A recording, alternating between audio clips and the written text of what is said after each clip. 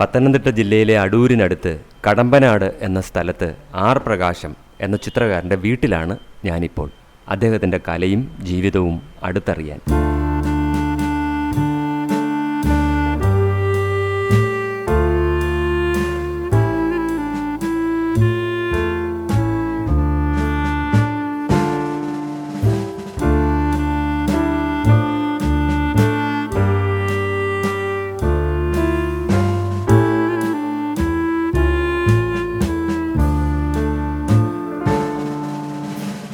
പ്രകാശനൻ്റെ വർക്കുകൾ സൂക്ഷിച്ചിരിക്കുന്ന നമ്മുടെ സ്റ്റുഡിയോ ആണിത്.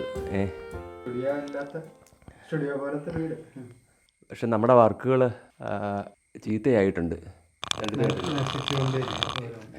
ഇതെല്ലാം നശിച്ചു. മിക്ക വർക്കുകളും എന്താ ഇത് ചെതല് കയറിയിട്ടുണ്ട്. അതുപോലെ തന്നെ മഴവെള്ളം വീണ് നനഞ്ഞ് ചീത്തയായിട്ടുണ്ടല്ലേ. ചോരുന്നുണ്ട് വീടിൻ്റെ മേൽഭാഗം. എനിക്ക് എത്രയോ വർക്കുകളാണ് പോയിരിക്കുന്നത്.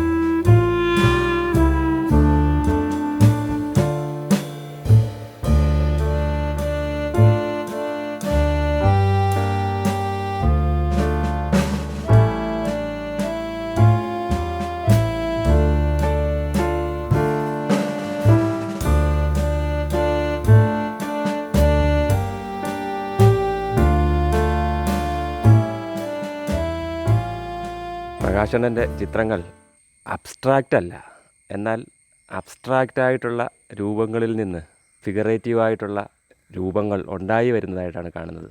അങ്ങനെ ഒരു ചിത്ര ഭാഷ രൂപപ്പെടുത്തിയെടുത്തതിനെ പറ്റി പറഞ്ഞാട്ട്. അബ്സ്ട്രാക്ഷൻ എൻ്റെ ഒരു കാഴ്ചപ്പാടിൽ ഒരു കാര്യവും അബ്സ്ട്രാക്റ്റായിട്ട് എനിക്ക് തോന്നുന്നില്ല. എൻ്റെ വീക്ഷണത്തിലൊന്നും അബ്സ്ട്രാക്റ്റ് അല്ല. ഞാൻ ഒബ്സർവ് ചെയ്യുന്നതിൽ നിന്ന് തന്നെ രൂപപ്പെട്ടു വരുന്ന ബിംബങ്ങളും അതിൻ്റെ ഒരു തലത്തിലോട്ട് രൂപപ്പെടുന്ന സംഭവങ്ങളൊക്കെയാണ്. ഞാൻ നിരന്തരം ചിത്രം ഇങ്ങനെ സ്കെച്ച് ചെയ്യുന്ന ഒരാളാണ്. അങ്ങനെയുള്ള ഒരു ഒബ്സർവേഷൻ കൂടുതലുണ്ട്. പിന്നെ പോൾ ക്ലീയൊക്കെ പറയുന്ന പോലെ ഒരു നടക്കാനിറങ്ങിയ ഒരു ബിന്ദുവാണ് രേഖ എന്ന് പറയാറുണ്ട്. അതേപോലെ ഞാൻ നടക്കാൻ ഇറങ്ങിയ ഒരു ബിന്ദു പോലെയാണ്. ബിന്ദുവിന് മാനങ്ങളില്ലല്ലോ. ആ ബിന്ദു ചിലപ്പോൾ കളറുകളായിട്ട് മാറും, ചിലപ്പോൾ ചില ബിംബങ്ങളുടെ ഔട്ട്ലൈനായിട്ട് രൂപാന്തരപ്പെടാറുണ്ട്. അത് തെരുവിൽ നിന്ന് വരയ്ക്കുമ്പോൾ ആ ബിന്ദു മാനങ്ങൾ തേടുന്ന ബിന്ദുവാണെങ്കിലും വരയ്ക്കുന്ന ആൾക്ക് അതിൻ്റെ അഭിമാന പ്രശ്നമൊന്നുമില്ല.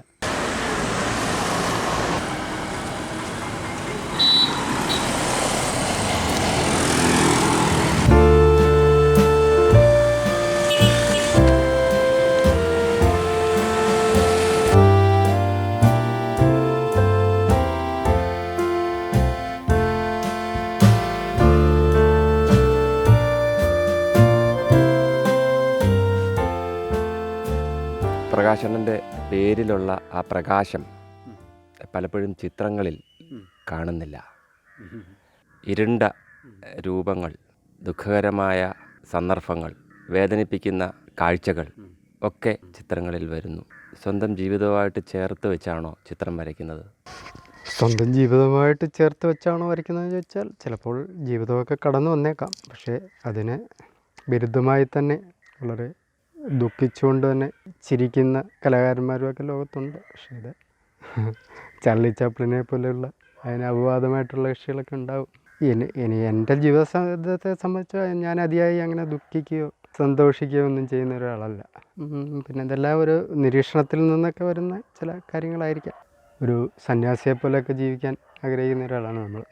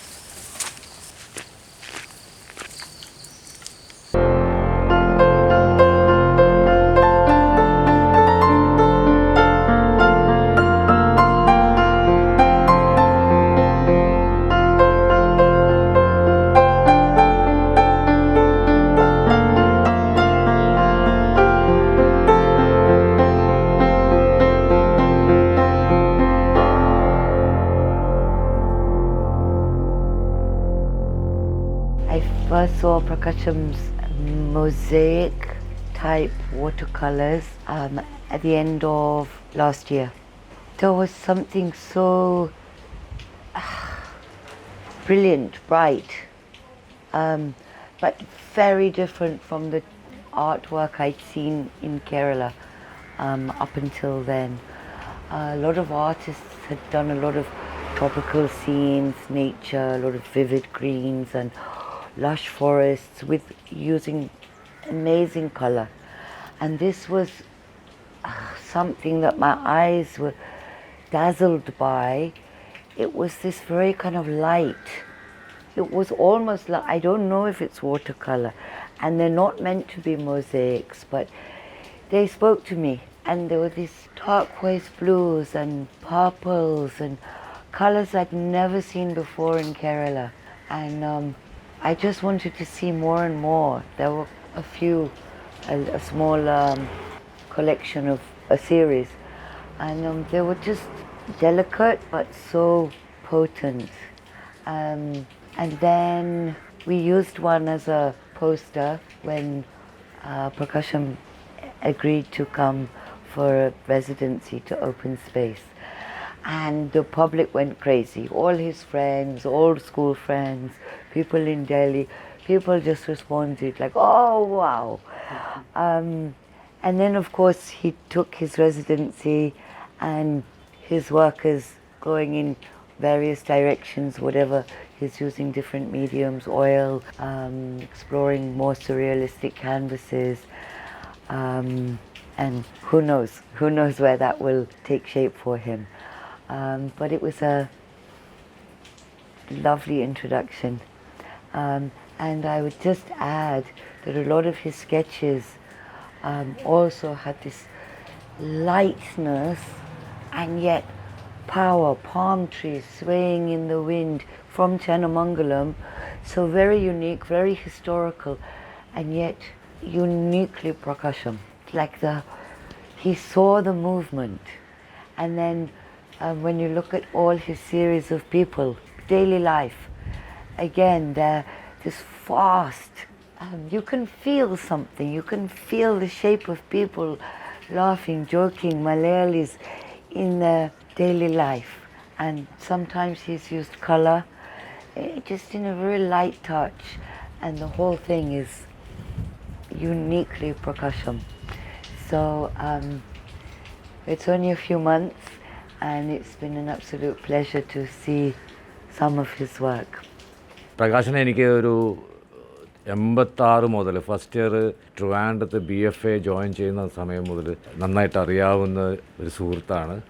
ഞാൻ ശില്പകലയിലും പ്രകാശൻ പെയിൻറ്റിങ്ങിലുമാണ് സ്പെഷ്യലൈസ് ചെയ്തത്. പക്ഷേ പലപ്പോഴും നമ്മൾ പ്രകാശൻ ചിത്രം വരയ്ക്കുന്ന ആ സമയത്ത് തന്നെ വളരെ അത്ഭുതത്തോടെ നോക്കി നിൽക്കാറുണ്ടായിരുന്നു. ചിലപ്പോൾ ഇങ്ങനെ ആലോചിച്ചിങ്ങനെ എന്താണ് ഈ ഇദ്ദേഹത്തിൻ്റെ ഒരു പ്രത്യേക തരത്തിലുള്ളൊരു വരയും കുറിയും എന്നൊക്കെ ഉള്ളത് പലപ്പോഴും നമ്മൾ ഇടയിൽ ചർച്ചയുള്ള പല സംഭവങ്ങളും ഉണ്ടായിട്ടുണ്ട്. അപ്പം അങ്ങനെയൊക്കെയുള്ള അത് കഴിഞ്ഞ് പിന്നെ പ്രകാശനും ഞാനും ഒക്കെ BF ഒക്കെ കഴിഞ്ഞ് അത് കഴിഞ്ഞിട്ട് ഒരു 30-32 വർഷം കഴിഞ്ഞിട്ടൊക്കെയാണ് ഞങ്ങൾ മീറ്റ് ചെയ്യുന്നത്. ബിനാലയ്ക്ക് ഒരു 2016 ബിനാലയ്ക്കാണ് പ്രകാശനെ ഞാൻ അവിചാരിതമായിട്ട് ബിനാലയ്ക്ക് മീറ്റ് ചെയ്യുകയും പിന്നീടാണ് നമ്മൾ ചേന്നമംഗലത്ത് ഒരു ഓപ്പൺ സ്പേസിൻ്റെ റെസിഡൻസി തുടങ്ങുകയും അപ്പം അങ്ങനെ ആദ്യമായിട്ട് പ്രകാശനെ അവിടുത്തെ റെസിഡൻ്റായിട്ട് ക്ഷണിക്കുകയും പ്രകാശം വരികയും ഏകദേശം ഒരു 6 മാസത്തിൽ കൂടുതലായി ഒരു 3500-4000 ഡ്രോയിങ്ങുകളും കുറേ പെയിൻറ്റിങ്ങുകളും ഒക്കെ ചെയ്ത് കുറേ നാൾക്ക് ശേഷം പ്രകാശൻ ഇതിൻ്റെ ഇടയിൽ ചെയ്തിരുന്ന പല പെയിൻറ്റിങ്ങിൽ നിന്നും വ്യത്യസ്തമായിട്ടും ആ സ്ഥലത്തെ ഒരു ദേശത്തിൻ്റെ കഥ പറയുന്ന പോലെ എന്നും പോയി സ്കെച്ച് ചെയ്യുകയും അതിൽ നിന്നുള്ളത് അവിടെ നിന്ന് കിട്ടിയ ഒരുപാട് ഇൻപുട്ടുകൾ ഉപയോഗിച്ചിട്ട് പുതിയ വർക്കുകളും ചെയ്യുകയും പല വർക്കുകൾ നോക്കിക്കഴിഞ്ഞാൽ തന്നെ കാണാം അതിനകത്തുള്ള ഉരുത്തിരിഞ്ഞു വരുന്ന മാറ്റങ്ങളും. പ്രകാശനെക്കുറിച്ച് പറയുമ്പോൾ ഞാനും പ്രകാശനും തിരുവനന്തപുരം ഫൈൻ ആർട്സ് കോളേജിൽ ഒരേ ബാച്ചിൽ ഒരുമിച്ച് പഠിച്ച ആൾക്കാരാണ്. അന്ന് യൂണിവേഴ്സിറ്റി ഹോസ്റ്റലായിരുന്നു ഞങ്ങളുടെ താമസം. അതുകൊണ്ട് തന്നെ പ്രകാശനെ എനിക്ക് വളരെ അടുത്തറിയാം. അധികം അങ്ങനെ ആൾക്കാരുമായിട്ടൊന്നും ഇടപെടുന്ന ഒരു പ്രകൃതക്കാരനായിരുന്നില്ല. വളരെ പ്രതികൂലമായ ജീവിത സാഹചര്യങ്ങളെ അതിജീവിച്ച് കലയെ പ്രാണവായു പോലെ കൊണ്ടു നടക്കുന്ന ഒരു വ്യക്തിയാണ് പ്രകാശൻ.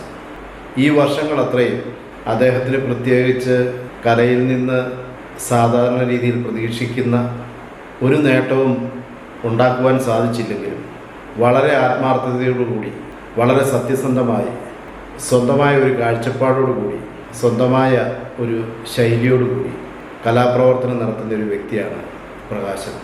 അദ്ദേഹത്തിൻ്റെ കലയെ കലാലോകം കാണാതെ പോകരുത്. അദ്ദേഹത്തിൻ്റെ കലയെ അധികം വൈകാതെ തന്നെ കലാലോകം തിരിച്ചറിയുമെന്ന് തന്നെയാണ് എൻ്റെ വിശ്വാസം.